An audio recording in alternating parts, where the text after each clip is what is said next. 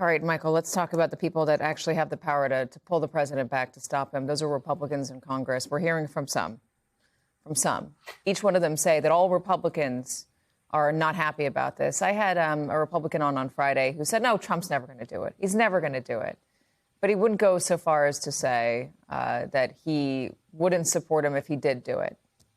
What is the feeling in Congress? Is there a red line, an actual red line? Yeah, Katie, the Greenland issue is certainly one that's drawn more Republican criticism than we've seen in the past with other issues that have been controversial from the White House. But we still don't exactly know if those Republican lawmakers, as you mentioned, will take the extra step to actually try and stop this or to formally rebuke it. However, we may see them be put on record fairly soon. Senator Ruben Gallego, he's a Democrat from Arizona. He says that he's going to introduce a war powers resolution for Greenland. Now, we just saw the war powers resolution play out with Venezuela. Essentially, it would say that the administration cannot take any action on Greenland unless Congress is first consulted, notified, and approves of that effort. But the big question is, will this get the subsequent majority vote in the Senate and in the House to actually go to the president's desk and potentially be likely vetoed, but still send a message to the administration? That's where we're going to really get into it. And I've been talking to a number of Republicans over the past weeks about this Greenland issue. And essentially the consensus is folks are okay with the diplomatic and sort of deal-making process of the United States attaining Greenland, but doing it through military force and military action would be a red line and a non-starter. We spoke last week, Katie, about Congressman Don Bacon, the Republican from Nebraska, who said that he would consider supporting impeachment if the president were to go into Greenland with force. We're also hearing from other Republicans who are making it very clear that that would be a very concerning action. I spoke last week to Senator Lisa Murkowski. She's, of course, the Republican from Alaska who's oftentimes at odds with President Trump. But listen to her language here, because I think that really gets to the heart of it and how a number of Republicans are feeling. Take a listen.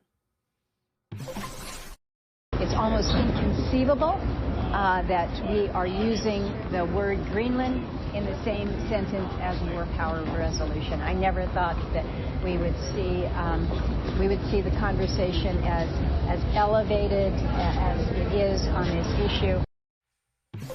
Now, Katie, but as we know so well, the words can be something from these Republicans, but the action is what's going to matter. So the big question is, will Republicans go on the record and vote in favor of this war powers resolution if and when it comes to the Senate floor? We saw what happened over the past 2 weeks when those 5 Republicans had voted to advance the Venezuela war powers resolution. But a week later, after a lobbying campaign by the administration, the White House, angry phone calls from President Trump himself, 2 of those Republicans flipped and the entire effort was foiled. So, let's not get so carried away right now with the criticism coming through words. It's still a real question if they put those words into action. Yeah, that's a really good point. Let me ask you about whether these Republicans would feel comfortable with the president forcing Denmark to sell Greenland under duress, forcing our NATO allies through the use of retaliatory tariffs or other measures to force them to hand over Greenland. Is that also a red line? I have heard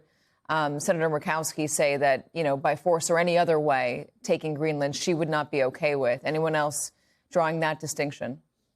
Yeah, I mean, by and large, frankly, I've heard from Republicans who have said that if it's a sort of deal and a diplomatic effort and one where Greenland was sold to the United States, they would be okay with that. But of course, if you bring in sort of this strong arming lead into a deal, that could potentially prompt some more concerns. I think that's why Democrats really want Republicans to go on the record about this, right? They want to put this question on the forefront about what to do with Greenland, make Republicans answer these difficult questions about how far they will go and what they will accept. And again, take someone like a Don Bacon who's talking about impeachment if the president were to do this militarily. There is a lot of concern here. And the big question is, how far were Republicans willing to go? You pose it there. If it was sort of a hostile lead up to a deal, would that be okay? Would that be past the red line? And if something does pass the red line, would these Republicans vote on the record to rebuke the administration? And would they take it a step further? Again, I go back to Venezuela because we saw a textbook example of this play out. At first, we thought that there was going to be some backlash, and then that pressure and that lobbying campaign from the president came into play. And I'll note, Katie, the argument from from the administration was that the president said if he were to go in with boots on the ground in Venezuela, then they would come to Congress so that this preemptive war powers resolution wasn't needed. That was enough for those Republicans on Venezuela.